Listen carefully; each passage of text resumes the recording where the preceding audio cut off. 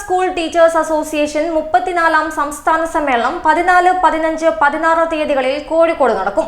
15-ന് നടക്കുന്ന പൊതുസമ്മേളനം മുഖ്യമന്ത്രി ഉദ്ഘാടനം ചെയ്യും.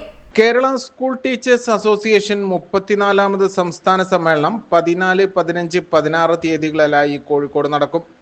കേന്ദ്ര അവഗണനയ്ക്കെതിരെ പോരാടുക, നവകേരളത്തിനായി അണിചേരുക എന്ന മുദ്രാവാക്യമുയർത്തിയാണ് സമ്മേളനം നടക്കുന്നത്.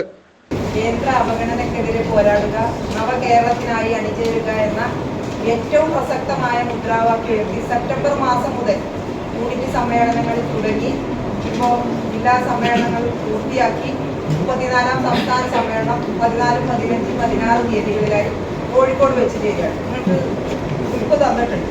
പൊതുവിദ്യാഭ്യാസ മേഖല ലോക മാതൃകയായി മുന്നേറുന്ന ഘട്ടത്തിലാണ് നമ്മുടെ സമ്മേളനം നടക്കുന്നത്.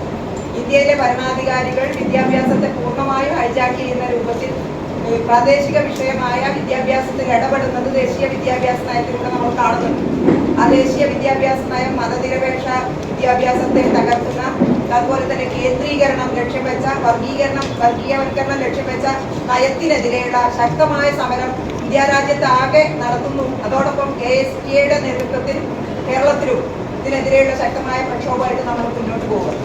13-ന് നടക്കുന്ന പ്രതിനിധി സമ്മേളനം വിദ്യാഭ്യാസ വിചക്ഷണൻ ഡോക്ടർ രാം പുനിയാനി ഉദ്ഘാടനം ചെയ്യും.